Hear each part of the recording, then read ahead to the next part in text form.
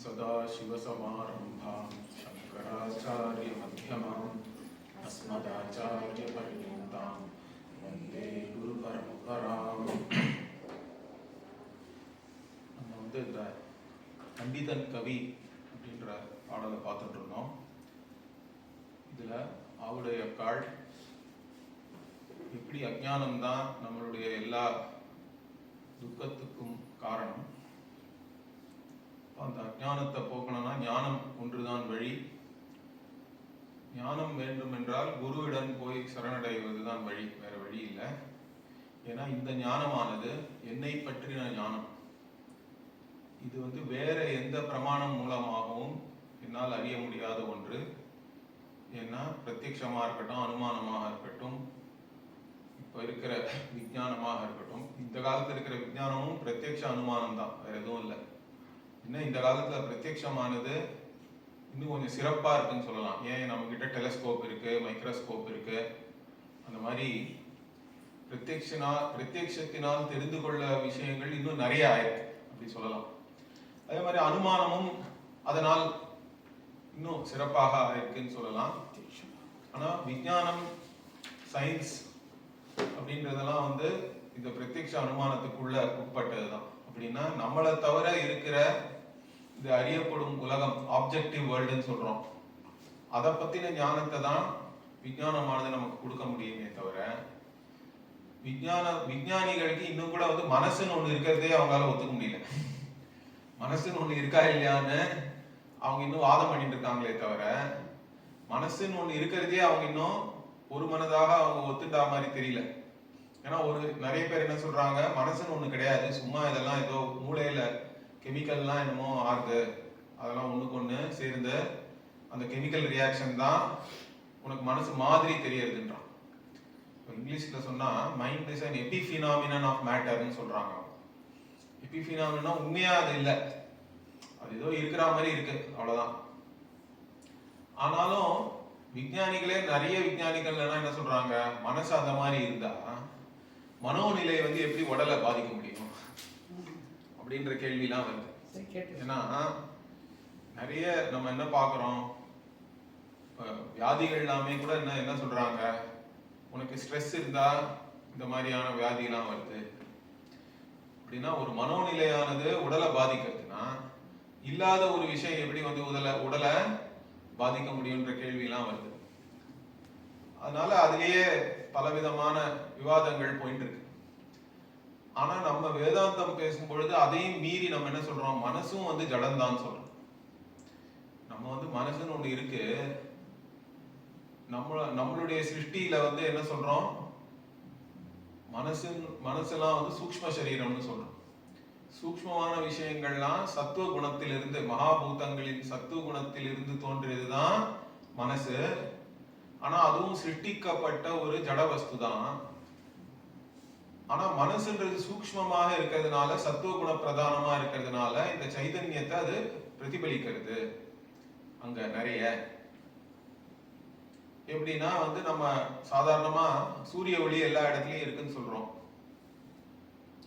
இருந்தாலும் அதை எரிக்க முடியாது. சூரிய ஒளியினால சாதாரணமா எல்லா இடத்துலயும் பரவி இருக்கிற சூரிய ஒளி வெளிச்சம் தரதே தவிர, அதனால கொஞ்சம் சூடெல்லாம் இருக்கு, அது இல்லைன்னு சொல்லலைன்னா, ஆனாலும் எரிக்கக்கூடிய தன்மை அதற்கு இல்லை. உஷ்ணத்தை வேணா ஏற்றி விடுறது வெயில் காலத்துல. ஆனா அதே ஒரு லென்ஸை வச்சு நம்ம அந்த சூரிய ஒளிய ஒரே இடத்துல கொண்டு வந்தோம் வச்சுங்க, அப்ப அது அங்க இருக்கிற ஒரு ஏதாவது காஞ்ச இலையோ அதெல்லாம் எரிக்கக்கூடிய தன்மை அதுக்கு வருது. அந்த மாதிரி இந்த மனசுன்றது ஒரு விசேஷமான ஒரு உபாதின்னு சொல்றோம். அதனால அதுல அந்த சைதன்யமானது பிரதிபலிக்கிறது. அந்த பிரதிபலிக்கிற சைத்தன்யத்தை தான் நான் எடுத்துட்டு அதுதான் விஞ்ஞானம்னு சொல்றோம் நம்ம வேதாந்தம்.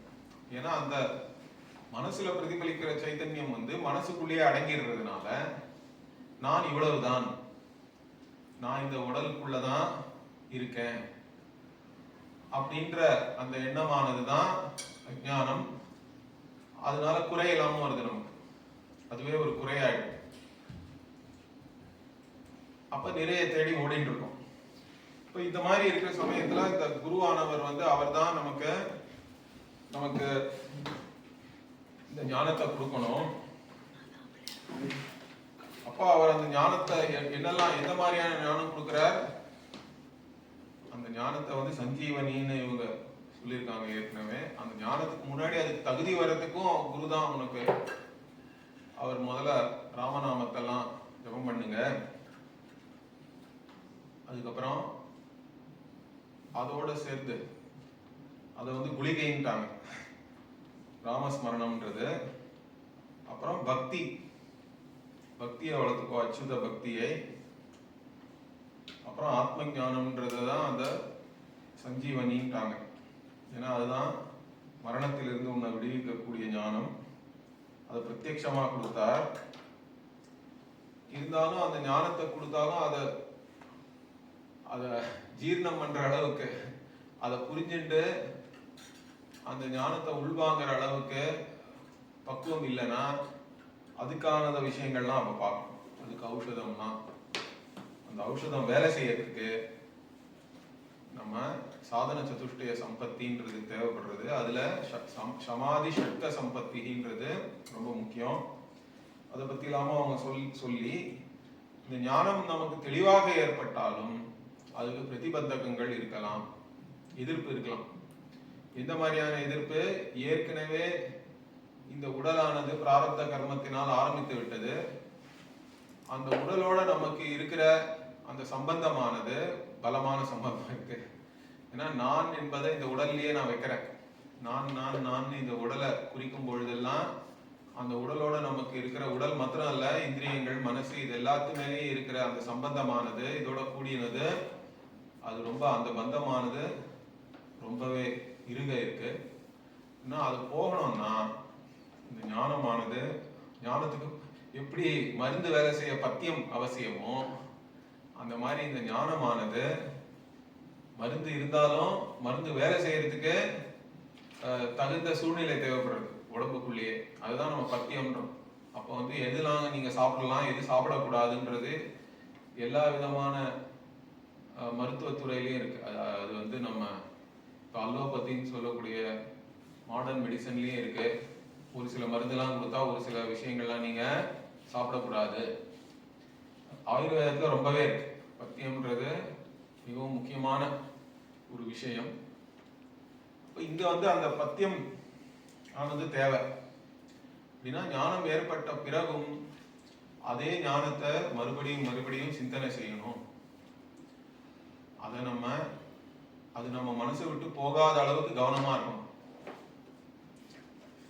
ஏன்னா அது போயிடுச்சுன்னா திருப்பியும் பழக்க தோஷம் என்னன்னா திருப்பி இந்த உடலை நானாக எடுத்துக்கொள்வதுதான் பழக்க தோஷம். அப்படி அதுல இந்த உடல்ல போய் திருப்பியும் விழுந்தீங்கன்னா திருப்பியும் சம்சாரத்துல விழற மாதிரி தான். திருப்பியும் துக்கம் என்பது வந்துதான் தீரும்.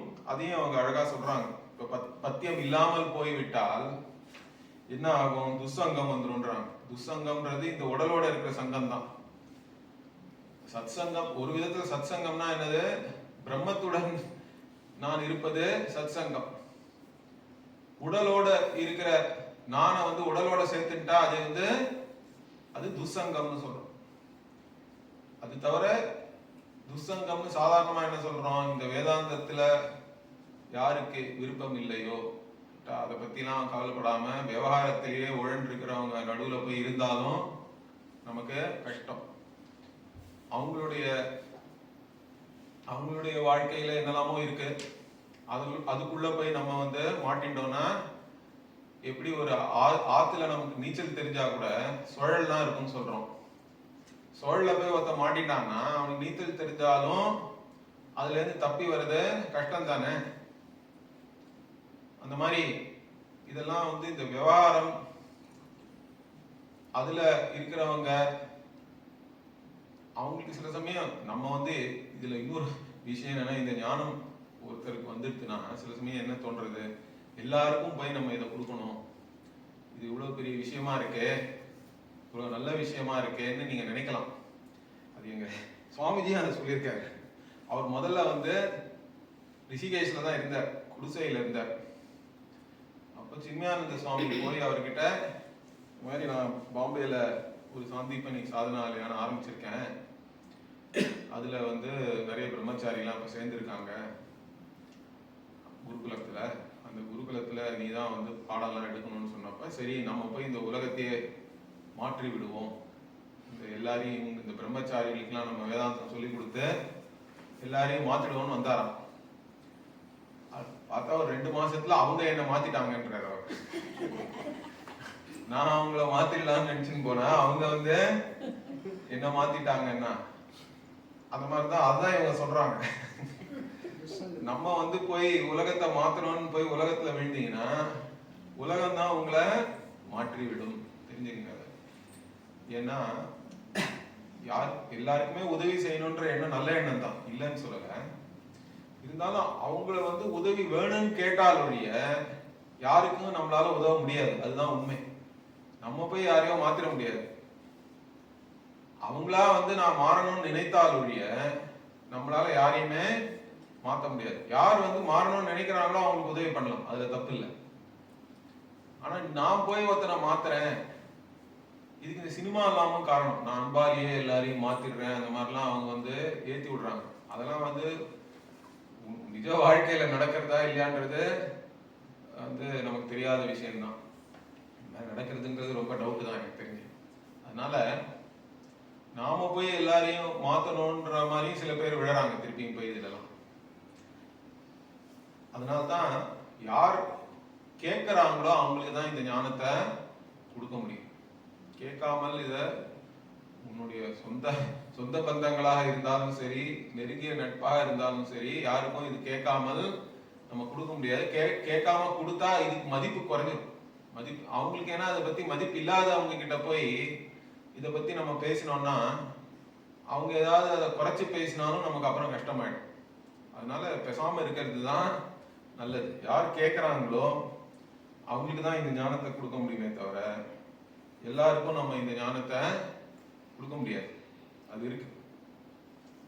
அதனால நம்ம சத்சங்கத்தை வளர்த்துக்கணும், இல்லைன்னா துக்கம் வந்துடும் திருப்பி. இந்த ஞானம் இருந்தாலும் துசங்கத்தினால துக்கம் வந்து, அதனால அந்த மாதிரிலாம் வராம இருக்கிறதுக்கு என்ன சொல்றாங்க திருப்பியும், ஞானம் இருந்தாலும் ஹரிநாம சங்கீர்த்தனத்தில் அலம் புத்தி வாராதேன்னுலாம் சொல்றாங்க. ஹரிநாம சங்கீர்த்தனம் வந்து நீ பண்ணிட்டு தான் இருக்கணும், நாம சங்கீர்த்தனம்.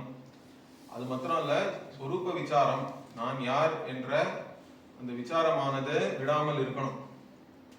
அந்த விசாரம் பண்ணும்போது சமாதி நிலையை அடைந்தாலும் அது ஒரு உத்தமமான விஷயம்தான், நல்ல விஷயம்தான். அந்த மாதிரி, ஏன்னா இதெல்லாம் பண்ணாம நீங்க வந்து துசங்கத்தினால துக்கம் அடைந்தால் அப்ப அந்த சொரூப சுகத்தை இழக்கிறீங்கன்னு அர்த்தம். சொரூப சுகம்ன்றது அனந்த ஆனந்தம், அதுதான். ஏன்னா பிருஹதாரண்யக உபநிஷத்துல என்ன சொல்றதுன்னா, இந்த ஆத்ம ஞானத்தை ஒருத்தன் அடைந்து விட்டால் இஹச்சேத் அவேதி அத சத்தியம் அஸ்தின் கேன உபநிஷத்தும் சொல்றது. நச்சேத் இஹாவேதின் மகதி வினஷ்டிஹி. ஆனா இதை தெரிஞ்சுக்கலன்னா வந்து உங்களுக்கு ஏற்படுற நஷ்டமானது வந்து மகத்தினா என்னது, அனந்தமானதுன்னு அர்த்தம், லிமிட்லெஸ் லாஸ். அதே மாதிரி இதை தெரிஞ்சுக்காம ஒருத்தன் போயிட்டான்னா அவன் வந்து கிருபணன்னு சொல்றது பிருஹதாரண்யகத்துல. கிருபணன்னா வந்து கஞ்சன் அர்த்தம். ஏன் இந்த ஆத்ம ஞானத்தை தெரிஞ்சுக்காம போனா கஞ்சன்னு சொல்றது? ஏன்னா கஞ்சன்றவங்க கிட்ட செல்வம் இல்லாமல் இல்லை, அவங்க கிட்ட செல்வத்தை வச்சுட்டு அவன் எவன் செலவு பண்ணாம இருக்கானோ அவனை தானே கஞ்சன்னு சொல்றோம். அப்படின்னா இது இங்கேயும் ஏன் கஞ்சன்னா, ஆத்மான்றது உங்ககிட்ட ஏற்கனவே இருக்கு, ஆத்மஸ்வரூபம்ன்றது உங்ககிட்ட இருக்கிற விஷயம் தானே, அது ஒன்றும் புதுசா நீ வந்து அடையணும்ன்றது கூட இல்லை. அதை பத்தின அஜ்ஞானமானது போகணும், அவ்வளவுதான். ஆனா உங்ககிட்ட இருக்கிற விஷயத்தை பத்தியே தெரியாம நீ கஷ்டப்பட்டு இருக்கிறது வந்து எப்படி கஞ்சனானவன் செல்வத்தை வச்சுட்டு அவன் தானும் அதை வந்து உபயோகப்படுத்த மாட்டேங்கிறான், மற்றவங்களுக்கும் கொடுக்க மாட்டான்.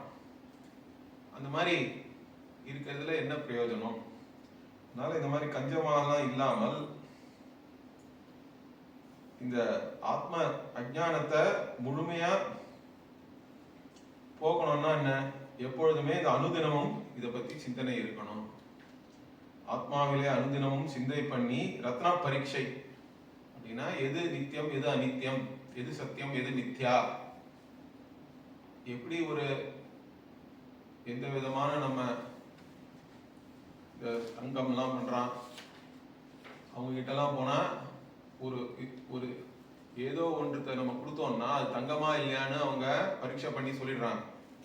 அந்த மாதிரி எது சத்தியம் எது மித்யா அப்படின்னு பண்ணிட்டே வந்தானா என்ன சந்தேகங்கள்லாம் சுலபமா தீர்ந்துடும். அப்புறம் அன்வய வத்திரேகத்தை பத்தி நம்ம பார்த்தோம். அன்வய வத்திரேகம் பண்ணி ஆராய்ந்து எந்த சந்தேகத்தையும் நம்ம தெரிஞ்சுக்கணும். இந்த மாதிரி தத்துவ சிந்தனை சதா காலமும் பண்ணி வந்தால் ஆத்மஸ்வரூபம் சுலபமாக இருக்கும். இந்த தத்துவ சிந்தனை எப்பொழுதுமே ஒருத்தர் பண்ணிட்டே வரணும். எவ்வளவு காலம்னு கேட்டா ஞானமானது ஸ்திரமான வரைக்கும். நான் என்ற எண்ணம் சகஜமாக சொல்றோம் நம்ம. இப்ப சகஜமா என்ன இருக்குன்னா நான் மனுஷன், நான் இந்த தேகாதி சங்காத்தம் தான் நான் அப்படின்றது சகஜமா இருக்கிறது போய் நான் பிரம்மம் தான், இதெல்லாம் வெறும் மித்யை அப்படின்றது சகஜமாற வரைக்கும் இந்த தத்துவ சிந்தனையானது சதா காலமும் பண்ண வேண்டியதுதான். இப்படி பண்ணிட்டே இருந்தா ஆத்மஸ்வரூபம் சுலபமா உனக்கு கிடைத்து விடும். அஜ்ஞான ஆவரணம் அத்தனையும் பஸ்மமாயிவிடும். ஏன்னா இந்த அஜ்ஞானம்ன்றத நம்ம ஆவரணம்னு சொல்றோம். அது மூடிட்டு இருக்கு. ஆத்மஸ்வரூபத்தை கவர் பண்றதுன்னு சொல்றோம். ஆவரணம்னா எது ஒண்ணுத்த மூடிட்டு இருக்கோ. இப்போ ஒரு கத்தி இருக்குன்னா அதனுடைய உரைக்குள்ள அதை வைக்கிறோம். அந்த உரையானது கத்தியினுடைய கூர்மையான பகுதிகள்லாம் மறைச்சிட்டு தானே இருக்கு. அந்த மாதிரி இந்த அஜ்ஞானம்ன்றது ஒரு உரை மாதிரி தான். கோஷம்னு வேற சொல்றோம் சம்ஸ்கிருதத்திலே, பஞ்ச கோஷம்னு சொல்றோம். அன்னமய கோஷம், பிராணமய கோஷம், மனோமய கோஷம், விஞ்ஞானமய கோஷம், ஆனந்தமய கோஷம்னு.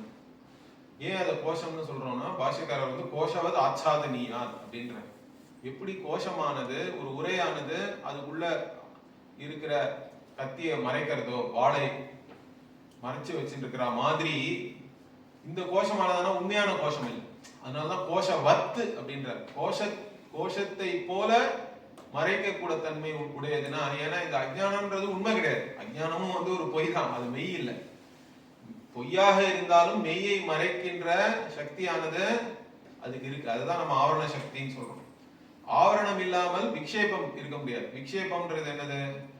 ஒன்று இதுதான் உங்களுக்கு தெரியலன்னா அந்த இடத்துல வேற ஒன்ன பாக்குற இன்னொரு சக்தியே இருக்கு. வேற ஒன்னத்தை பாக்குறோம். இது கயிறு தான் எனக்கு தெரியாம போயிடுச்சுன்னா அங்க நான் பாம்பை பார்க்கலாம், மாலையை பார்க்கலாம், என்னத்தவனா பார்க்கலாம், வேற ஏதோ ஒரு விஷயத்த அப்ப அங்க நான் பார்க்கக்கூடிய தன்மை வந்துடுறது. அந்த மாதிரி அப்போ அந்த ஆவரணம் போனாதான் விக்ஷேபமும் போகும். இது கயிறுன்னு தெரிஞ்சாலுடைய நீங்க வேற என்னத்தையோ பாக்குறீங்களே, அது போக வாய்ப்பில்லை. அதுக்குதான் அந்த ஆவரணம் அத்தனையும் பஸ்மமாகி விடுன்றாங்க. ஞான அக்னின்னு சொல்றோம். அதனால்தான் ஞானத்தை பகவானும் ஞானாக்னி சர்வ கர்மாணி பஸ்மசாத் குருத்தே அப்படின்னு. இந்த ஞானாக்னி எல்லா கர்மத்தையும் பஸ்மம் பண்ணிடுறது. அந்த மாதிரி கர்மான அஜ்ஞான காரியம் கர்மா. எப்படி கர்மாவையும் பஸ்மம் பண்றதுன்னா காரணத்தை பஸ்மம் பண்ணாம காரியத்தை பண்ண முடியாது. அதனால அஜ்ஞான ஆவரணம் அத்தனையும் பஸ்மமாகி விடும் என்று அவர் அன்புடனே சொல்லி அனுகிரகம் பண்ணி வந்தார். ஸோ இதெல்லாம் அவர் ஞானத்தை கொடுத்து, ஞானத்துக்கு தேவையான தகுதியெல்லாம் கொடுத்து, அப்புறம் அந்த ஞானத்தையே எப்பொழுதும் சிந்தனை பண்ற நிதித்தியாசனமானது செய்யணும்னு சொல்லி கொடுத்து, அதெல்லாம் பண்ணினா அவனுக்கு நிச்சயமா மோட்சம் கிடைச்சிடும். அஜ்ஞான ஆவரணம்லாம் போயிடும், எல்லா கர்மாவும் போயிடும்னு இதை உபதேசம் பண்ணிட்டாராம். அவர் அன்புடனே சொல்லி அனுகிரகம் பண்ணி வைத்தார். சரி, அப்ப என்னாச்சு? அவர் பத்ம மலரடியை பற்றி நமஸ்கரித்து அஞ்சலி பண்ணி அடக்கமுடன் கிட்ட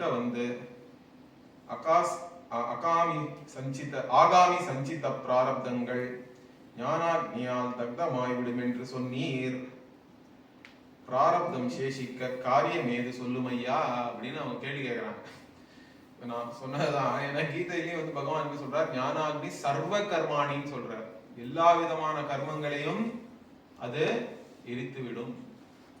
அப்படின்னா 3 விதமான கர்மங்களை பத்தி சாஸ்திரத்தை நம்ம பேசுறோம். எல்லா ஜீவனுக்கும் சேர்த்து வச்ச கர்மான்னு ஒண்ணு இருக்கு, அதுதான் சஞ்சிதம்னு சொல்றோம். அதுக்கு அளவே இல்லை. ஏன்னா பல கோடி ஜென்மங்களாக நம்ம சேர்த்து வச்ச கர்மாவானது சேர்ந்து இருக்கு பேங்க்ல உங்க அக்கௌண்ட்ல இருக்கிற மாதிரி. அதிலிருந்து ஒரு பகுதியான கர்மா தான் ஒவ்வொரு பிறப்பிலும் அந்த வாழ்க்கையில நீங்க கழிக்க வேண்டிய கர்மாவானது ஆரம்பிக்கப்படுகிறது. அந்த கர்மா தான் இந்த உடலையே ஆரம்பிக்கிறதுன்னு சொல்றோம். அதனாலதான் அதுக்கு பேர் பிராரப்தம், ஆரப்தம் கர்மன்னு சொல்றோம்.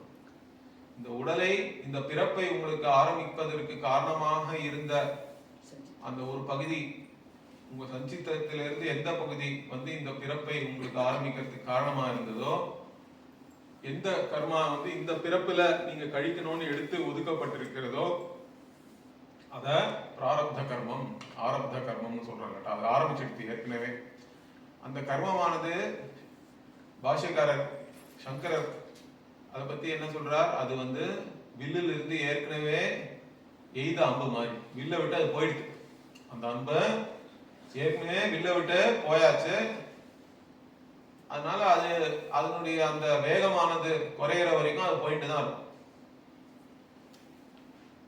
இருந்தாலும் ஆனா அஜ்ஞானம் போயிட்டா எல்லா கர்மாவுமே போயிடுதுன்றதுதான் உண்மை. ஏன்னா நான் கர்த்தா இல்லை, நான் போக்தா இல்லை. கர்த்திருவம் போக்திருத்துவம்ன்றது எப்போதுமே என்கிட்ட இல்லை. அதனால அது என்னுடைய சொரூபம் இல்லை. நான் வந்து தூங்கிட்டு இருக்கும் பொழுது ரெண்டாவது விஷயமே இல்லை. அப்புறமா எப்படி வந்து நான் ஒரு விஷயத்த போகம் பண்றேன், இல்லட்டா நான் வேற எதையோ ஒன்று எடுத்து பண்றேன், என்னமோ பண்றேன்றதெல்லாம் என்னுடைய சுரூபமானது இல்லை. அது எப்பொழுதுமே என்கிட்ட இல்லாத ஒரு விஷயம். அது வெறும்னு முழிச்சுட்டு இருக்கும்போது சொப்னத்துலதான் இந்த கர்த்திருவ போக்திருத்துவம்னு சொல்றோம். நான் ஒரு கர்த்தா, நான் இதை அனுபவிக்கிறேன், இந்த மாதிரி போகம் பண்றேன், இந்த மாதிரி விஷயங்கள்லாம் சொப்னம் முழிச்சுட்டு இருக்கும்போது ஜாகிரத் இதுலதான் வந்து இருக்கே தவிர அது என்னுடைய சொரூபமாக இருந்ததுன்னா அது எப்போதுமே இருக்கணும். ஆனா ஆழ்ந்த தூக்கத்துல அதெல்லாம் இல்லை. நான் விரும்பின நானா இருக்கேன், அவ்வளவுதான். என்னை தவிர வேற ஒன்றும் இல்லை. இந்த மாதிரி நமக்கு தெரியறது. இந்த ஞானம் ஏற்பட்டதுன்னா அப்ப அதுல என்ன ஆயிடுறது, எல்லா கர்மாவும் ஏன் அழிஞ்சிருதுன்னு சொல்றோம்னா, கர்த்தாவே இல்லைன்னா கர்மம் என்பது எங்கிருந்து வர முடியும்? நான் கர்த்தான்னு நினைச்சாதான் எனக்கு கர்மம், நான் போக்தான்னு நினைச்சாதான் நான் வந்து கர்ம பலனை வந்து அனுபவிக்கிற வேண்டியிருக்கும். நான் கர்த்தா போக்தாவே இல்லை அப்படின்றதுதான் இந்த ஞானம்னா, இது எல்லா கர்மாவையும் அழித்து விடுகிறது. அந்த ஞானமானது எல்லா கர்மாவும் போயிட்டு இருந்தாலும் கேள்வி கேட்கிறாங்க, பிராரப்தம். சோ என்ன அவங்க என்ன சொல்லிருக்காங்க பாருங்க, ஆகாமி சஞ்சித பிராரப்தா. ஆகாமியை பத்தி நான் சொல்லல. ஆகாமினா என்ன, இப்ப செஞ்ச கர்மாவுடைய பலனை நீ அப்புறமா அனுபவிக்க வேண்டும். ஏன்னா எல்லா கர்மாவுக்கும் 2 விதமான பலன்கள் இருக்குன்னு நான் சொல்லியிருக்கேன் ஏற்கனவே. ஒன்று நீ எதிர்பார்த்து செஞ்ச திருஷ்ட பலன், அது நீ எதிர்பார்த்த மாதிரி வரலாம், வராம போகலாம், அது ஒண்ணு இருக்கு, திருஷ்ட பலம் இருக்கு. அது தவிர நீ செஞ்சது தர்மமா அதர்மமான்றத வச்சு அதிர்ஷ்ட பலமும் உன்னிடம் சேருகிறது. அந்த அதிர்ஷ்ட பலம் உடனே அது வந்து பலிக்காது. ஏன்? ஏன்னா ஏற்கனவே பிராரப்த கர்மமானது பலிச்சுட்டு வருது இந்த வாழ்க்கையில. அதனால அது வந்து எப்போ அது வந்து உனக்கு சேரும், உன்னிடம் வந்து சேருது, அது எப்போ கழியுன்றது அது நமக்கு தெரியாது. பகவான் விட்ட வழிதான். அதனாலதான் ஈஸ்வரன் தான் கர்ம பல தாத்தான்னு நம்ம சொல்றோம். அந்த ஆகாமின்னு ஒரு கர்மம் இருக்கு. ஏன்னா இப்ப இந்த ஜென்மத்துல நான் பண்ணி இது வரைக்கும் நான் அதை எனக்கு கழியாத கர்மங்கள்லாம் வந்து ஆகாமினா இனிமேலிருந்து வரப்போகிறேன்னு அர்த்தம். ஆகாமி, காமினா போகிறதுன்னு அர்த்தம். ஆகாமினா வரப்போகிறது, இனிமேலிருந்து வரப்போகிற கர்மாக்கள். இந்த 3 விதமா சொல்றோம். சேர்த்து வச்ச கர்மா, அதுலயே இப்ப இந்த ஜென்மத்தை ஆரம்பிச்ச கர்மா, அது தவிர இந்த ஜென்மத்துல பண்ணி இன்னும் என்கிட்ட வராம இருக்கிற இனிமேலிருந்து எனக்கு வரப்போகிற கர்ம பலன்கள். இது எதுவுமே எனக்கு இல்லை அப்படின்றது இந்த ஞானம். இது எல்லாத்தையும் அழிச்சிடுறது. ஏன்னா நான் கர்த்தா போக்தா இல்லைன்றதுனால. இருந்தாலும் பிராரப்தம் என்பது இன்னும் நடந்துட்டு தான் இருக்கு. அது எப்படின்னா அந்த அம்பானது ஏற்கனவே போயிடுது வில்லுல இருந்து. எப்படி ஃபேன் ஓடிட்டு இருக்கு, நம்ம சுவிட்ச் ஆஃப் பண்ணிட்டோம். ஃபேன் ஆஃப் பண்ணிட்டேன்னு தானே சொல்றீங்க, ஃபேனை நான் நிறுத்திட்டேன்றீங்க. இருந்தாலும் ஆனா கொஞ்ச நேரத்துக்கு சுத்தின்னு இருக்கா இல்லையா? ஏன் சுத்தின்னு இருக்கு? ஃபேனை நிறுத்தினா அது எப்படி சுத்தலாம்னு கேட்டா, ஏன்னா ஏற்கனவே நம்ம வந்து ஒரு ஃபோர்ஸ் அதுக்கு கொடுத்துட்டோம். இது வரைக்கும் அது ஓடிட்டு இருந்தது. அந்த வேகமானது முழுமையா அந்த வேகம் போய் அது நிக்கிறதுக்கு கொஞ்ச நேரம் ஆகுமா இல்லையா? ஃபேனை நான் நிறுத்திட்டேன் தான், இருந்தாலும் அது ஏற்கனவே சுத்திட்டு இருக்கிறது. அது அது நிக்கிறதுக்கு கொஞ்ச நேரம் ஆகணும். அந்த மாதிரி எல்லா கர்மாவும் போயிடுத்து தான், அதுதான் உண்மை. இருந்தாலும் எந்த கர்மாவானது ஏற்கனவே இப்போ அது ஆரம்பித்து விட்டதோ அதனுடைய நாசம் வந்து அது வந்து அதை அனுபவித்து தான் அதை கழிக்க முடியும்னு சொல்றோம். அவசியம் பாவின்னு சொல்றோம். பிராரப்தம் இருந்தாலும் அவங்க கேள்வி கேட்கிறாங்க, பிராரப்தம் சேஷிக்க காரியம் ஏது சொல்லும் ஐயா? இப்ப பிராரப்தம் வந்து இன்னும் இருக்கே, அதனால தானே இந்த வாழ்க்கையை நான் வாழ்ந்துட்டு இருக்கேன். இப்போ ஞானம் வந்து கூட ஜீவன் முக்தன்னு சொல்றோம். அதனால்தான் ஞானம் வந்தும் ஜீவனம் இருக்கு, இந்த ஜீவன் இன்னும் இருக்கேன்றாங்க. அப்ப அந்த பிராரப்தம் வந்து சேஷிக்கன்னா இன்னும் மிச்சம் இருக்கே, மிச்சம் இருக்கிறது தான் சேஷம் சம்ஸ்கிருதத்துல. பிராரப்தம் மிச்சம் இருக்கே, அது எதனாலன்னு கேக்குறாங்க. இப்போ சந்தேகத்தை தீர்த்து விடும் என்று தாழடி பணிந்தேன். அதுவும் அது எந்த மாதிரி கேள்வி கேட்கணும்ன்றதுக்கு அவங்க சொல்றாங்க. குருவை கேள்வி கேட்கலாம், இருந்தாலும் அது ஒரு வினயத்தோட கேட்கணும். அப்போ அவர் என்ன சொல்றார்? சச்சிதானந்த ஸ்வரூபி சங்கை ஏற்று தான் என்றறிந்து பிராரப்த கர்மத்தால் ஞானத்திற்கு ஹானி இல்லை, ஆத்ம ஞானத்தினாலே பிராரப்தம் போகிறதில்லை. இந்த சச்சிதானந்த ஸ்வரூபமா இருக்கிற குரு, அவருக்கு எந்த விதமான சந்தேகமும் இல்லை. இதுல அவர் என்ன சொல்றார்? தான் என்று அறிந்துனா தன்னையே ஆத்மாவை சரியாக அறிந்தவர் பிராரப்த கர்மத்தால் ஞானத்துக்கு ஹானி இல்லைன்ற. பிராரப்த கர்மமானது அது செயல்பாடு இருந்தாலும் அஞ்ஞானம் போனதுதான். அது எப்படின்னா, நீங்க ஆஃப் பண்ணிட்டீங்கன்னா கரண்ட் போச்சு, கரெக்டா? கரண்ட்டை நான் நிறுத்திட்டேன்னு நீங்க சொல்றீங்க. ஃபேன் ஆஃப் பண்ணிட்டேன்னா என்ன அர்த்தம்? கரண்ட் வந்து நின்று போச்சு. அந்த மாதிரி அஞ்ஞானம் போயிடுது. அப்ப எப்படி ஃபேன் சுத்திட்டு இருக்குன்னா, ஏற்கனவே இருந்த ஒரு அந்த வேகமானது அது நிற்பதற்கு கொஞ்சம் நேரம் ஆகும். இருந்தாலும் அந்த காரணம் அதை ஏன்னா ஃபேன் சுத்துறதுக்கான காரணத்தை நான் அழிச்சிட்டேன்னு சொல்றீங்க. ஃபேன் ஆஃப் பண்ணிட்டேன்னு சொல்லும்போது என்ன சொல்றோம்? ஃபேன் எதனால சுத்துறதோ அந்த காரணத்தை நான் நிறுத்திட்டேன், அழிச்சிட்டேன். அதே மாதிரி இங்கேயும் வந்து இந்த அஜ்ஞானத்தை வந்து அழிச்சிட்டோம். இருந்தாலும் இந்த பிராரப்தம்ன்றது அந்த அஜ்ஞான காரியமானது அது ஏற்கனவே ஆரம்பித்து விட்டது. அதனால ஞானத்துக்கான ஒன்றும் பங்கம் இல்லை. அஜ்ஞானம் திரும்பி வந்துடுதுன்னு இல்லை. அதனால அதே மாதிரி ஆத்ம ஞானத்தினால ஏற்கனவே ஆரம்பிச்ச கர்மாவானது அது போகாது, அது இருக்கணும். சொல்ல போனா அதை பத்தியும் வரும் இல்லை அழகா. பிராரப்தம் போகிறது இல்லை. ஆனா அந்த பிராரப்தம் நீங்க சொல்றது அந்த பிராரப்த கர்மாவுடைய பலன் தான், அஜ்ஞானத்துடைய பலன். கர்மான்றதே வந்து அஜ்ஞானத்துடைய காரியம். காரணம் அழிஞ்சாலும் இந்த காரியம் வந்து ஏற்கனவே பலிக்க ஆரம்பிச்சதுனால அது கொஞ்ச நாள் போயிட்டு இருக்கு அப்படின்ற. பிராரப்தம் போகாது, ஏன்னா அது ஏற்கனவே ஆரம்பிச்சிடுது. ஆகையினால் அந்யோன்ய விரோதம் சற்றும் இல்லை. இதுல எந்த விதமான விரோதமும் இல்லை. இது இருந்தா அது இருக்கக்கூடாதுன்ற மாதிரியான விரோதம் இங்கு இல்லை. அரூபியாகையினால் அங்கீகரித்தார் பெரியோர்கள். சின்மயமூர்த்தி திருத்தாளிலே பணிந்து திரும்ப ஒரு சங்கை பண்ணி கேட்டேன் தயாளுவை.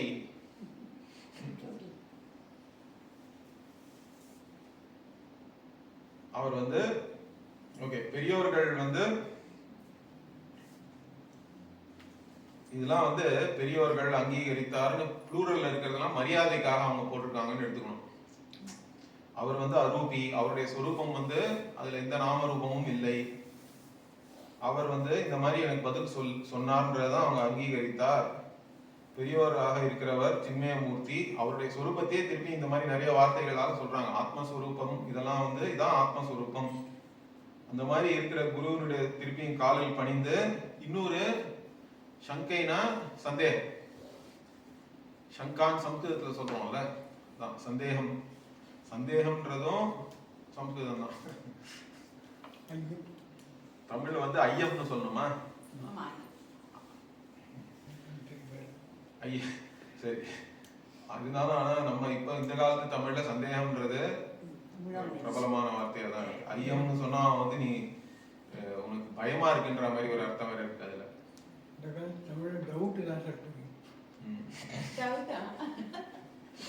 தமிழ்ல டவுட்ன்ற வார்த்தை யூஸ் பண்ணுவாங்க. இன்னொரு சந்தேகம் கேக்குறாங்க, என்னது? தயாளுனா அவர் வந்து தயவு பண்ணி எனக்கு பதில் சொல்றாரு இதெல்லாம்னு. ஐயா, ஞானம் வந்த மாத்திரத்தில் தேகம் விழ வேண்டும் வேண்டாமோ? தேகம் வந்து விழுந்துடணும்ன்றாங்க. ஞானம் வந்து எடுத்துனா இந்த தேகம் ஏன் இன்னும் இங்க இருக்கு?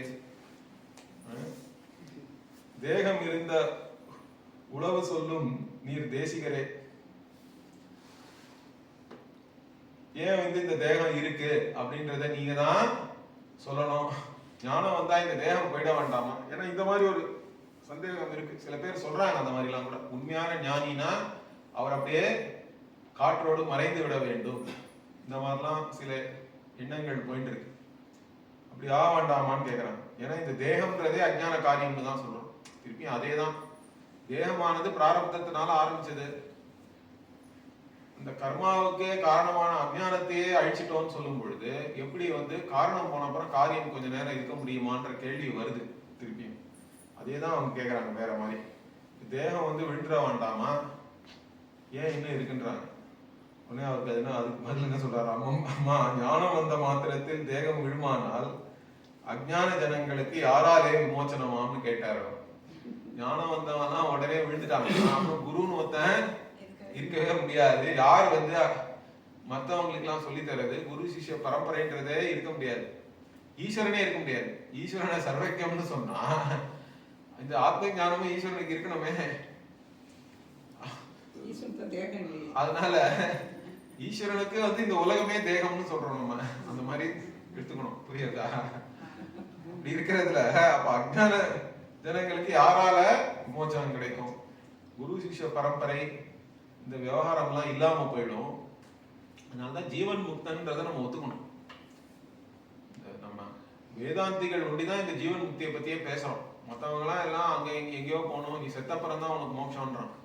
ஏன்னா சொர்க்கத்துக்கு போறதுதான் சொல்றாங்க. வேற மத்த சித்தாந்தங்கள் எல்லாமே வேற தியாலஜியா இருக்கட்டும், நம்ம ஊர்லயே இருக்கிற மத்த துவைதிகள் இவங்கெல்லாம் இருக்கட்டும், அவங்கெல்லாம் என்ன சொல்றாங்க? இங்கேயே உனக்கு மோட்சம் கிடையாது, இப்பொழுதே இங்கேயே கிடைப்பதுதான் மோட்சம்னு நம்ம சொல்றோம்.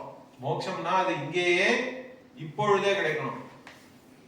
அவன் என்ன சொல்றான்? அதெல்லாம் ஒண்ணும் இல்லை, நீ என்ன நம்பு, நீ செத்தப்புறம் எங்கேயோ போவ, அங்க போய் ஜாலியா இருக்கலாம், அவ்வளவுதான் அவங்களுடைய விஷயங்கள் எல்லாம். அது பேரை ஒண்டி மாத்திடுறான். யாருக்கு பின்னாடி போகணுன்ற அந்த ஆள் பேரை மாத்திடுறாங்க. எந்த இடத்துக்கு போவேன்றதையும் பேரை மாத்திடுறான். நீ சொர்க்கத்துக்கு போவ, அவன் ஏதாவது பாலைவனத்துல இருந்து வந்திருந்தா அங்க இந்த மாதிரி ஆறா ஓடும், நதியா ஓடுன்றான். என்னெல்லாமோ. நமக்கு என்னையே இங்க எப்ப பார்த்தாலும் இங்க வருஷா வருஷம் நதி ஓடிட்டு இருக்கு எங்க வீட்டு பின்னாடியே. அதுனே ஒரு பெரிய விஷயமா இதுதான் நான் சொர்க்கத்துக்கு போகணுமான்னு கேக்குறேன். நான் எனக்கு என்னுடைய நதி இங்கே இருக்கு, இதை விட்டு நான் சொர்க்கத்துக்கு போய் அங்க ஏதோ ஒரு நதியில நான் குளிக்கணும் அப்படின்னா அவ்வளவுதான். அவன் சொல்றதெல்லாம் கேட்டா சிரிப்பா தான் இருக்கு. இருந்தாலும் அதை நிறைய மக்கள் சீரியஸா எடுத்துட்டு அதுக்காக கொலை பண்றதுக்கு கூட ரெடியா இருக்காங்க. அதுதான் வந்து இருக்கிறதுலயே ஒரு சோகமான விஷயம் உலகத்துல. என்னன்னா இந்த மாதிரி ஆட்கள் எல்லாம் நம்பிட்டு மற்றவங்களை இம்சை பண்றதுக்கும் மக்கள் தயாராக இருக்காங்க. ஏன்னா இதுலலாம் ஒண்ணுமே இல்லை. நீங்க ஒரு 2 கேள்வி கேட்டீங்கன்னா அவங்களால பதில் சொல்ல முடியாது. அந்த மாதிரிதான் இருக்கு இதெல்லாம்.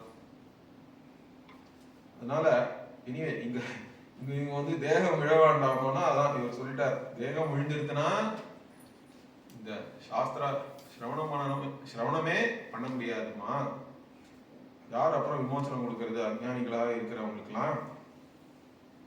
அதனால என்ன சொல்றார், சரீரம் இருக்கிறது பலருக்கு உபகாரம் அன்றோ.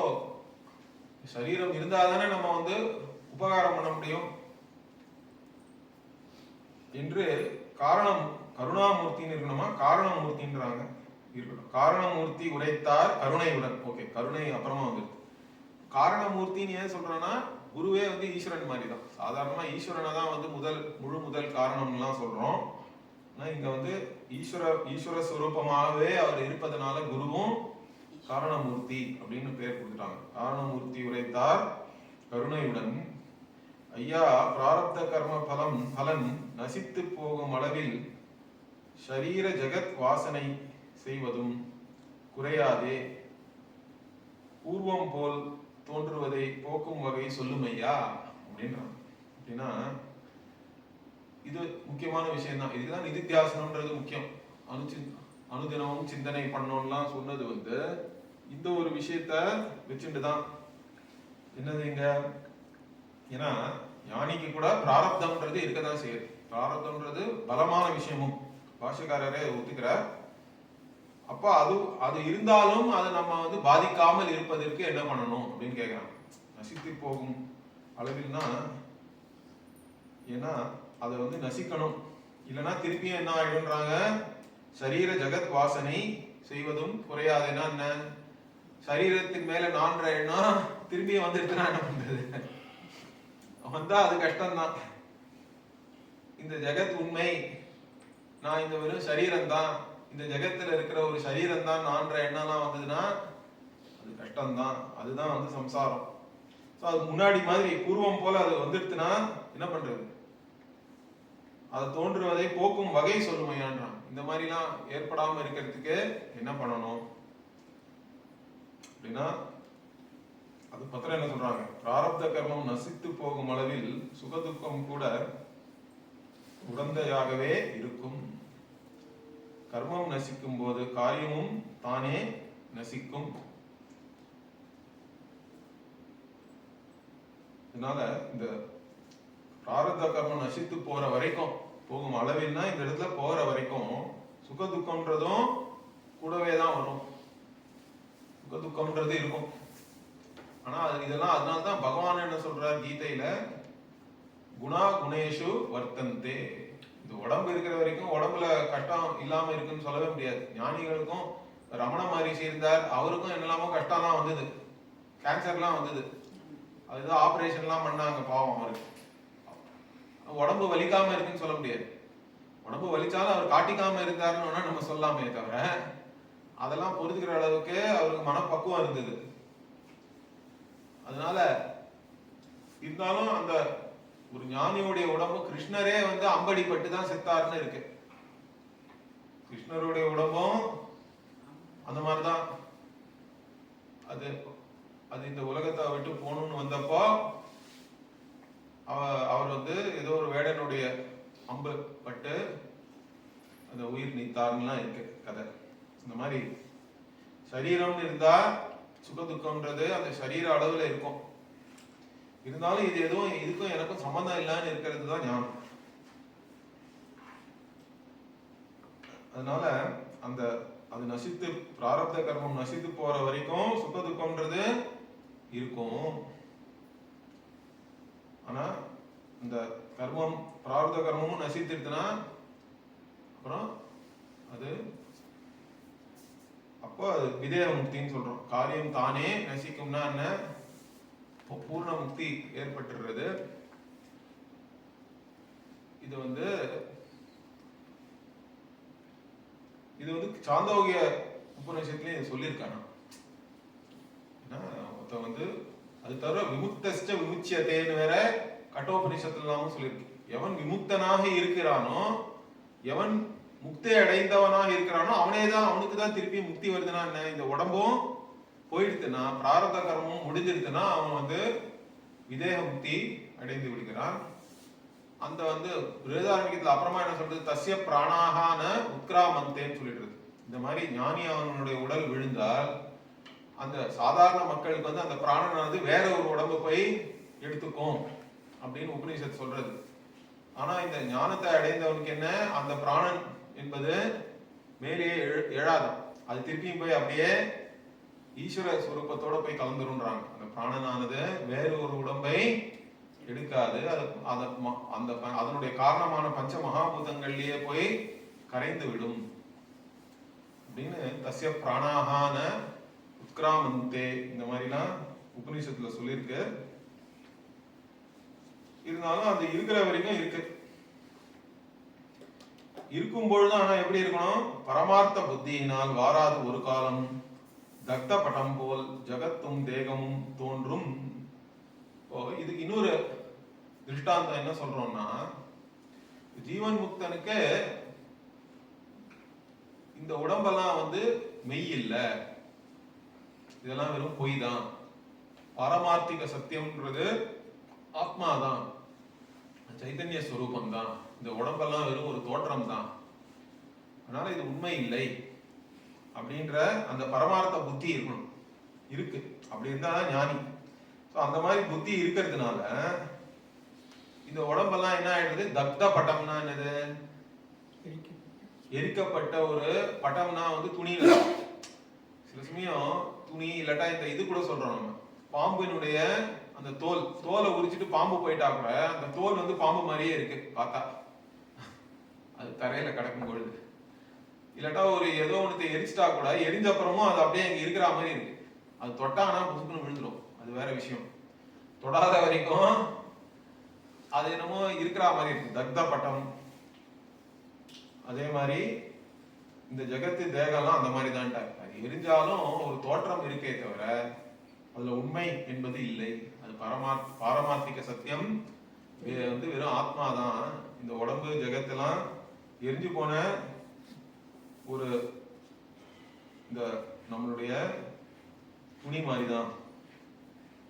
அதனால என்ன, வருத்த விரை முளைக்க மாட்டாது. அதே மாதிரி திருப்பியும் எனக்கு பிறப்பு வந்துருமா இல்லையான்ற கேள்வி எல்லாம் வருது. ஞானிக்கு மறுபிறப்பு இருக்கா இல்லையான்னா, நீ வந்து சாதாரணமா நம்ம வந்து விதைத்தோம்னா செடி வருது. ஆனா அதே விதையை வந்து நீ நல்லா வறுத்துட்ட. உங்களுக்கு வந்து இந்த நம்ம மிளகா பொடி எல்லாம் பண்ணோம்னா எல்லாத்தையும் வறுக்கிறோம், நல்லா வறுத்துதான் அதை பொடி பண்றோம். வறுத்து வச்ச விதை வந்து பார்க்காத விதை மாதிரி தான் இருக்கு, இருந்தாலும் அதை நட்டோம்னா முளைக்காது. அதனால இந்த இந்த பிராரப்தமானது, இந்த உடலானது ஜெகத்தானது இருக்கிற மாதிரி இருந்தாலும் இதுல திருப்பியும் இந்த ஞானிக்கு வந்து ஜென்மமானது ஏற்பட முடியாது. திருப்பியும் அதுல இருந்து முளைக்கிறதுக்கு வாய்ப்பே இல்லை. வருத்த விரை முளைக்க மாட்டாது. அது போலவே புனசிருஷ்டி வாராது, போக்குவரத்தும் இல்லை. திருப்பியும் சிருஷ்டி கிடையாது. போக்குவரத்துனா என்ன, திருப்பியும் வேற ஏதோ லோகத்துக்கு போயிட்டு இந்த லோகத்துக்கு வந்து திருப்பியும் புனரப்பி ஜனனம் புனரப்பி மரணம், அது கிடையாது. திருப்ப பிறப்பு இறப்பு எல்லாம் கிடையாது, போக்குவரத்து கிடையாது. அதே மாதிரி என்ன சொல்றாங்க, விஷப்பல்லை போக்கின வேகமற்ற பாம்பு போல் மித்தியை என்று பார்த்தவனை வந்திக்க மாட்டாது. இந்த உலகமே மித்தியை தான், இதெல்லாம் பொய் தான், இதெல்லாம் ஒரு காட்சி பிழை அப்படின்னு ஞானியானவன் பார்த்த பிறகு இந்த உலகத்தினால என்ன ஒன்றும் பண்ண முடியாது, என்ன தொட முடியாது. ஏன்னா இந்த உலகம் என்பது என் அளவு இது சத்தியம் அல்ல, இது மெய்யல்ல, இது வெறும் பொய் தான். ஒரு பானையானது மண்ணை என்ன பண்ண முடியும், ஒன்றும் பண்ண முடியாது. அலையானது தண்ணீர் ஏதாவது பண்ண முடியுமா, முடியாது. அலையே தண்ணி தானே. இந்த மாதிரி நான் வந்து இந்த ஆத்மஸ்வரூபமாக இருக்கிறதுனால இதெல்லாம் வந்து வெறும் விஷப்பல்ல பிடிக்கின பாம்புன்றாங்க. வேகமற்ற பாம்புன்னு வேற போட்டுக்கிறான், அது நகர கூட மாட்டேங்குது, அப்படியே இருக்கு. இது வெறும் இதெல்லாம் வெறும் மித்தியை தான். அந்த மாதிரி இந்த உலகமானது என்ன எதுவும் எந்த விதத்திலையும் பாதிக்க முடியாது, அதுவும் முக்கியம். ஞானிய வந்து இந்த உலகம் எந்த விதத்திலையும் பாதிக்க முடியாது, தொட முடியாது. இதே வந்து பகவான் ரொம்ப இதுவா சொல்றார். என்ன சொல்றார்? இந்த நைனம் சிந்தந்தி சஸ்திராணி நைனம் தஹதி பாவகா நச்சைனம் க்லேதயந்த்யாபஹ நசோஷயதி மாருதஹ அச்சேத்யோ ஹிமதா யோயம் அக்லேத்யோ சோஷ்யேவ ச நித்ய சர்வகதஸ்தானு அச்சலோயம் சனாதனஹ இப்படிலாம் சொல்றார். ஏன்னா அங்க அர்ஜுனன் என்ன நினைக்கிறான், இந்த இந்த போர்ல வந்து என்ன யாராவது கொண்டுட்டாங்கன்னா என்ன பண்றது, இல்ல நான் மத்தவனை கொண்டுட்டா என்ன பண்றதுன்னா, உண்மையிலே இந்த ஆத்மாவை வந்து இதை எந்த விதமான வாளோ சத்திரமோ வந்து இதை வெட்ட முடியாது, நெருப்பினால் இதை எரிக்க முடியாது, காட்டினால் இதை வந்து வளர்த்த முடியாது, நீரினால் இதை முழுக முடியாது, இந்த மாதிரிலாம் சொல்றாரு. ஏன்னா ஆத்மான்றது ஒரு பொருள் அல்ல, அறியப்படும் பொருளே இல்லாது. அறியப்படும் பொருளா இருந்தாதானே அது வேற ஏதோ ஒண்ணு வந்து அது மேல ஏதாவது பண்ண முடியும். அது ஆப்ஜெக்டே இல்லை, அது எப்போதுமே உன்னுடைய ஆத்மஸ்வரூபமா அறிபவனுடைய சொரூபமா இருக்கிற ஒன்று. அப்படி இருக்கிற பொழுது எந்த விதமான இந்த கர்மாவுக்கும் அது உட்பட முடியாது. பஞ்ச மகாபூதங்களாலையும் அதை ஒன்றும் பண்ண முடியாது. ஏன்னா அதுக்கெல்லாமே இது ஆத்மாவா இருக்கு. அதனால இதை யாரும் எதுவும் பண்ண முடியாது, பாதிக்காது. பிராரப்த கர்மம் திரிவிதமாகவே இருக்கும். ஆரப்த போகம் அவரவர் புசிக்கும் வேளையெல்லாம் ஆசக்தி சூன்யராய் அச்சஞ்சலராய் பார்த்திருப்பார். இப்போ பிராரப்த கர்மம்ன்றது அது 3 விதமா இருக்குன்னு சொல்றோம். ஏன்னா இப்ப எல்லாருக்குமே பிராரப்தம்னா அது நல்லதே இருக்கு கெட்டதே இருக்கு. சிலதெல்லாம் வந்து நல்லதுன்னு சொல்ல முடியாது, கெட்டதுன்னு சொல்ல முடியாது. சரியா? அதை வந்து நம்ம உதாசீனப்படுத்திட்டு போயிடலாம். சிலது வந்து உங்களை நல்ல விதமா பாதிக்கிறது, சிலது கெட்ட விதமா பாதிக்கிறது, சிலது ஒண்ணுமே அதை பத்தி உங்களுக்கு ஒன்றும் கவலை இல்லை, பாதிக்காமலே விட்டு போயிடுறது. இந்த மாதிரி எடுத்துக்கலாம். நம்ம 3 விதமா இருக்கு. அப்ப அந்த 3 விதமா இருக்கிறதையும் ஞானியும் வந்து அனுபவிச்சுதான் ஆகணும். ஞானியோடைய பிராரப்தமானது ஆரம்பிச்சுடுது இல்ல. அப்போ அந்த கர்மாலாம் இப்ப நடந்துட்டு இருக்கு. இப்போ ஆரப்த போகம்னா என்ன? அப்ப ஆரம்பிச்சதை நம்ம போகம் பண்ணி தான் ஆகணும், அனுபவித்துதான் ஆக வேண்டும். அப்ப ஆனா அதை அனுபவிக்கும் போது அவருடைய எண்ணமானது எப்படி இருக்கு? ஞானிக்கு அவரவர் புசிக்கும் வேலையெல்லாம் என்ன நினைக்கிறார்? அங்க ஆசக்தி சூன்யரா. என்ன ஆசக்தினா, இப்ப நல்லது வந்தா ஐயோ எனக்கு அதுதான் வரணும்ன்ற எண்ணம் இருந்தா அது அது மேல உங்களுக்கு ஒரு பற்று இருக்குன்னு அர்த்தம். ஆசக்தின்றது பற்று. சம்ஸ்கிருதத்துல ஆசக்தின்னு சொல்றது வந்து தமிழ்ல பற்றுன்னு சொல்லலாம். வெக்குதல், வெக்காமைன்லாம் வந்து திருக்குறள்ல கூட இருக்கு. வெக்குதல்னாலும் இந்த பற்று இருப்பதை தான் வந்து வெக்குதல்னு சொல்றாரு அவர். சோ ஆசக்தி வந்து சூன்யராயினா ஆசக்தி இல்லாமல். அதே மாதிரி அச்சஞ்சலராயினா, அதனால சில பேர் ஏதோ ஒரு துக்கம் வந்துட்டாலும் சஞ்சலம் அடைஞ்சிடணும்ல, ஐயோ ஐயோ இப்படி ஆயிடுத்தே அப்படின்னா அவ்வளவுதான். அந்த மாதிரி இல்லாம ஐயோ அப்படின்னு சில பேர் சொல்லுவா. அந்த மாதிரி என் பாட்டி சொல்லுவா. அந்த மாதிரி நாங்களாம் வேணுன்ட்டு ஏதாவது பண்ணிட்டு எங்க பாட்டி வந்து அந்த மாதிரி. அது தவிர இந்த பாவம் எங்க பாட்டியே ரொம்ப படித்திருக்கோம்.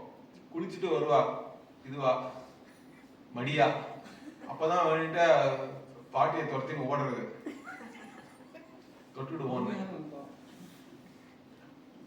அந்த மாதிரி கஷ்டங்கள்லாம் கொடுத்திருந்தாலும்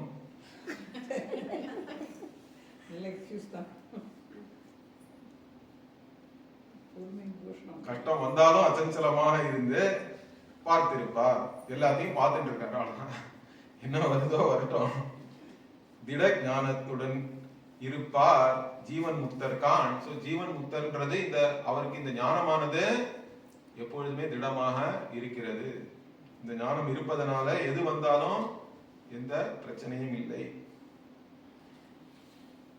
ஜீவன் முக்தர்கள் அவஸ்தையை சிந்தித்து சொல்லவென்றால் அளவிடக்கூடாத அதிரகசியம் அத்தனையும் அல்லல் பிறப்பற்று பரமானந்தத்திலே அமர்ந்து ஜகத்தை விளக்கியே வைத்து ஜீவன் முக்தாள் சஞ்சரிப்பார்.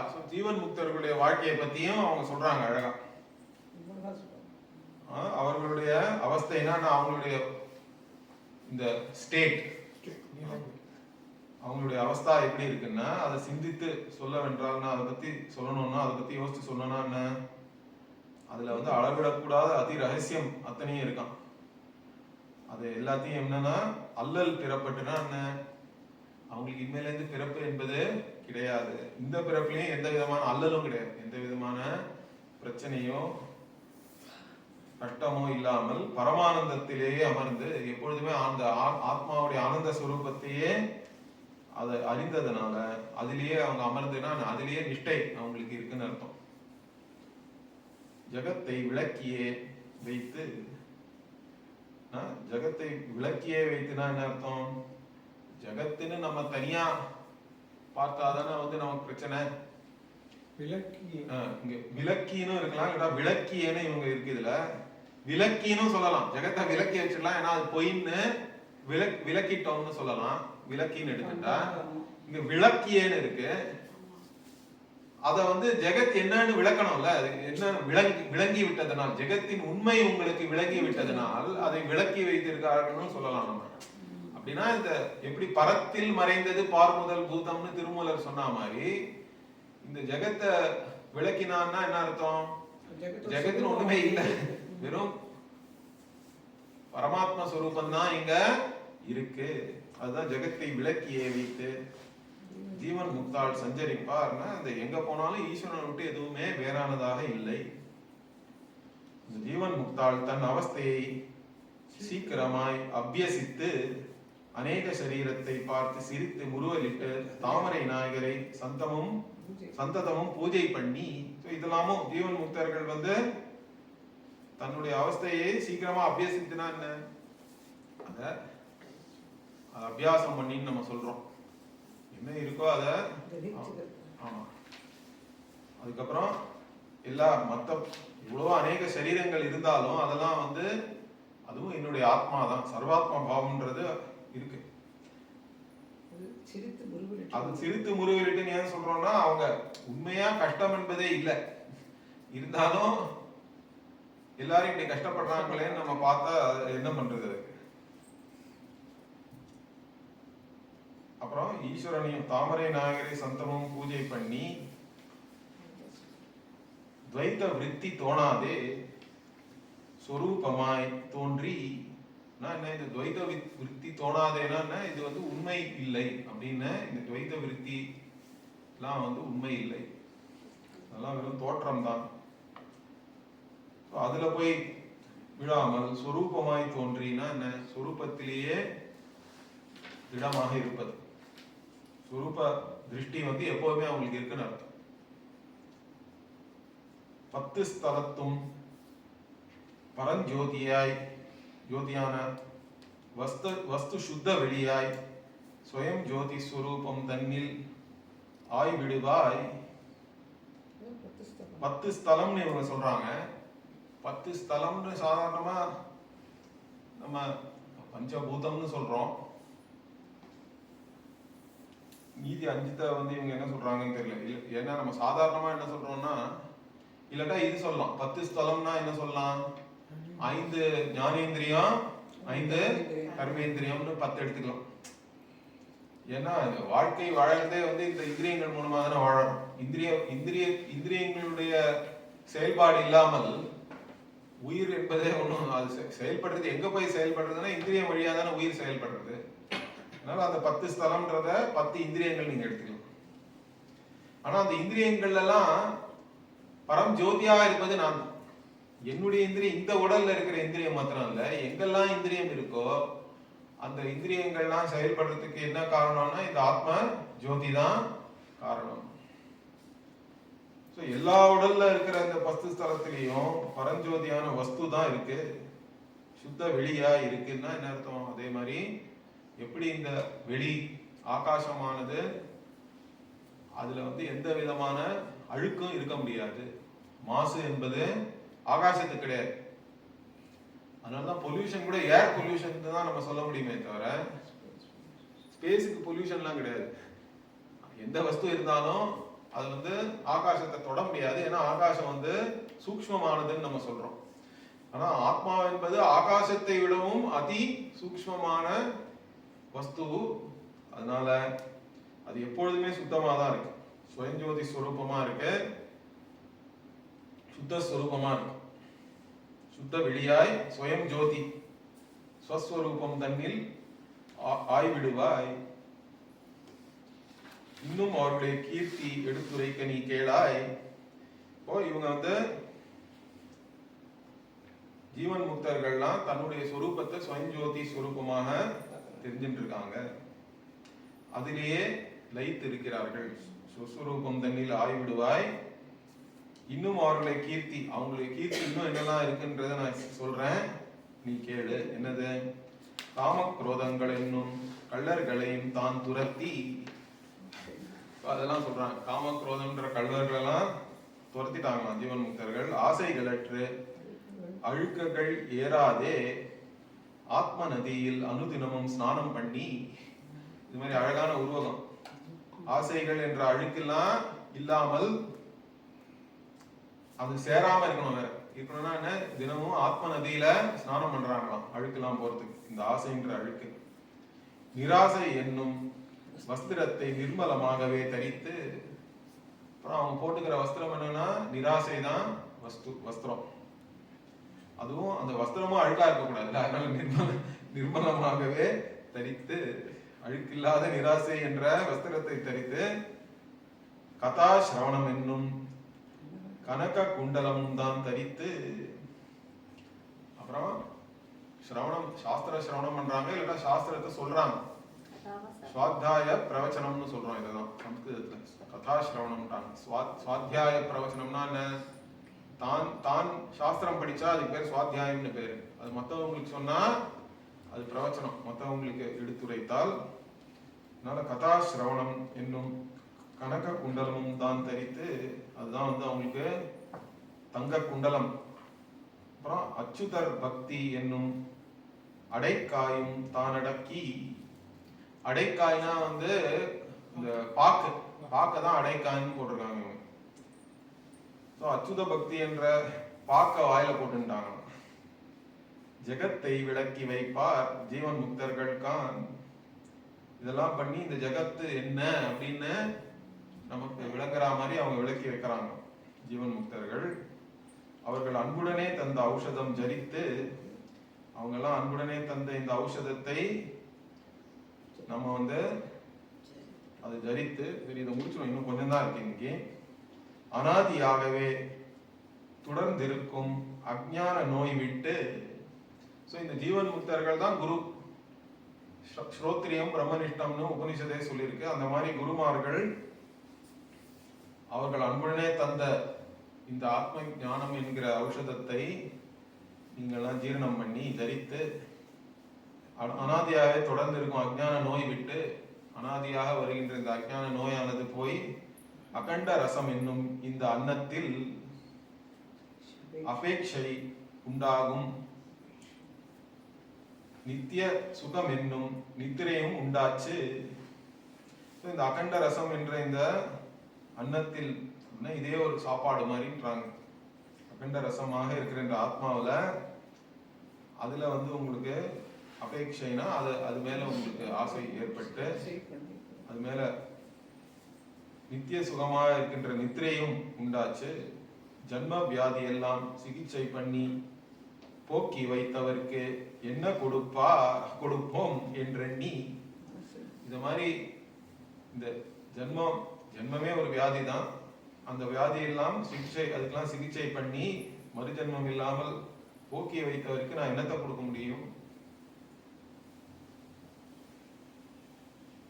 என்றெண்ணி மனசில் உள்ளே வையகத்தில் உண்டான வஸ்துவெல்லாம் கொண்டு வந்து கூட்டி குமித்து கொடுத்தாலும் ஈடாகாது.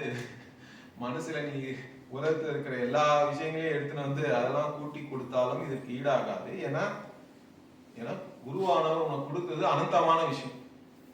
அதுக்கு நீ எந்த விதமான ஈடும் கட்ட முடியாது. கோடி திரவியத்தை கொடுக்கிறோம் என்றாலும் அவர் பண்ணும் கிருபைக்கு பிரதியாக மாட்டாதுன்றாங்க. என்னதான் கொடுத்தாலும் இந்த ஞானத்திற்கு ஈடாகாது. பிரதட்சிணமாக வந்து பாதத்தின் கீழே பணிந்து அநேக நெடுநாளாய் அகழில் கிடந்த என்னை விடுவித்து விடுதலை கண்டா போல் தீப்பட்ட மாளிகையில் அகப்பட்ட பேர்களை கையை பிடித்து வெளியேற்றி விட்டா போல். எந்த மாதிரிலாம் இந்த குருவானவருடைய உபதேசத்தை கேட்டு அவர் எப்படிலாம் நம்ம காப்பாத்தி இருக்காருன்றத அவங்க சொல்றாங்க. நெடுநாளா எங்கேயோ ஒரு குழியில கிடந்த உன்னை அவர் மேல தூக்கி விட்டார், வெளியில எடுத்து விடுதலை கொடுத்தார். அதே மாதிரி தீயில் இருக்கிற மாலையில அகப்பட்டு கஷ்டப்படும் பொழுது கையை பிடித்து வெளியேற்றி காப்பாத்தினார். ஆற்றிலே பெருகி வரும் ஜலத்தில் அமிழ்ந்து வரும் பேர்களை கையை பிடித்து கரையேற்றி விட்டா போல். இந்த மாதிரிலாம் விதவிதமா அவங்க திருஷ்டாந்தம் தராங்க. சோகம் என்னும் இந்த வடவா முகாக்னியில், வடவா முகாக்னின்றது அந்த நரகத்தில் இருக்கிற ஒரு விதமான அக்னி. அந்த சோகம் என்ற அந்த அக்னியிலிருந்து பற்றி தீப்படுகிற வேளையிலே அந்த தீயில இருக்கும் பொழுது கிருபையினாலே உத்தாரணம் பண்ணி வைத்தீர்கள். உங்களுடைய கிருபையினாலே எங்களை உத்தாரணம்னா அதுல இருந்து தூக்கி எடுத்து விட்டு விட்டார். இது ஒன்றே போராதோ, இது ஒன்னே போராதோ, வேற என்ன வேணும்? அதனால என்ன சொல்றாங்க கடைசியா, பிரத்யட்சமாக வந்து பாதத்தின் கீழ் பணிந்து செந்தாமலர் அடிக்கே தெண்டனிட்டு பணிந்து. பிரத்யட்சமா அவங்க வலம் வந்து பாதத்தின் கீழ் அவருடைய மலர் அடிக்கே நம்ம வந்து தண்டவத் நமஸ்காரம் எல்லாம் சொல்றோம். ஒரு கட்டை மாதிரி முழுசாக விழுந்து நமஸ்காரம் பண்றதுதான் அவங்க தண்டனிட்டுன்றாங்க. பணிந்து ஜென்ம வியாதி எல்லாம் தீர்ந்ததென்று கொண்டாடி. ஞானம் வந்துட்டா அது ஒரு கொண்டாட்டம் தான். அஹோ பாக்கியம் அஹோ பாக்கியம் அஹோன்லாம் பஞ்சதசின்னு ஒரு டெக்ஸ்ட்ல வந்து எழுதியிருக்காரு வித்யாரண்யர்.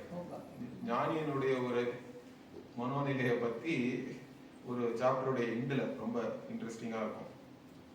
இந்த மாதிரி ஜென்ம வியாதியெல்லாம் தீர்ந்திருத்துன்னு கொண்டாடி தங்கள் தாழடிக்கே சிரத்தை அதிகம் உண்டாய் பவபயங்கள் போக்கி வைத்த பண்டிதனார் கவிதன்னை படித்தவர்கள் ஆனந்த சாகரத்தில் அமிழ்ந்து லயமாய் விடுவார். கடைசியில இதை படிக்கிறதுக்கான பலசுருத்தி மாதிரி வேற சொல்லிட்டாங்க. என்னது? பவபயங்கள் போக்கி வைத்த பண்டிதனார் கவிதன்னை. இந்த பண்டிதனார் கவின்றது அவங்க குருவை தான் சொல்றாங்க. அது தவிர இவங்க எழுதியிருக்கிற இந்த பாடலுக்கு பேரும் பண்டிதனார் கவி. அதை படிச்சவங்களுக்கு ஆனந்த சாகரத்தில் அமிழ்ந்து லயமாய் விடுவார். இதை படிச்சாலே ஆனந்த சாகரத்தில் லயமாயிடலாம். ஏன்னா முழு வேதாந்தத்தையே அவங்க கொடுத்துட்டாங்க. இங்க எல்லாத்தையுமே இந்த ஒரு பாடல்லையே தமிழ்லயே கொண்டு வந்துட்டாங்க. தமிழ்லன்னு சொன்னாலும் ஓரளவு சம்ஸ்கிருதம் தெரியாம இதை படிச்சா உங்களுக்கு கஷ்டம்தான், ஒன்றும் புரியாது. இருந்தாலும் அந்த பாடல்கள்லாம் கர்ண பரம்பரையா இன்னும் வந்துட்டு இருக்குன்றதுதான் பெரிய விஷயம். அதுவும் முக்கியமா பெண்கள் தான் வந்து இதை காப்பாற்றி இது வரைக்கும் இதெல்லாம் பாடிட்டு இதோட ராகம் என்னன்னு எனக்கு தெரியல. ஏதாவது ஒரு ராகம் இருக்கும். ஒரு சில பேர்லாம் இப்ப இதெல்லாம் பாடிட்டு இருக்காங்க எடுத்து. இந்த பாடல்கள்லாம் யூடியூப்ல எல்லாம் கூட இருக்கு, அதை நீங்க போய் பார்க்கலாம். அதனால இந்த ஒரு பாடலானது நம்ம இங்க பார்த்துருக்கோம். இந்த புத்தகம் நீங்க வாங்கி படிக்கலாம். அந்த திருக்கோவிலூர்ல இருக்கிற ஞானானந்த தப்போவனம் அவங்க தான் இதை பிரசுரிச்சிருக்காங்க. அந்த அவர்கிட்ட புக்கு கூட இருக்கு ஒருத்தர்கிட்ட. இங்க வாங்கி நீங்க படிக்கலாம். ஓம் பூர்ணமதః பூர்ணமிதம் பூர்ணாத் பூர்ணமுதச்யதே பூர்ணஸ்ய பூர்ணமாதார்ய பூர்ணமேவாவசிஷ்யதே. ஓம் சாந்தி சாந்தி சாந்தி. ஹரி ஓம் ஸ்ரீ குருभ्यो நமः. ஹரி ஓம்.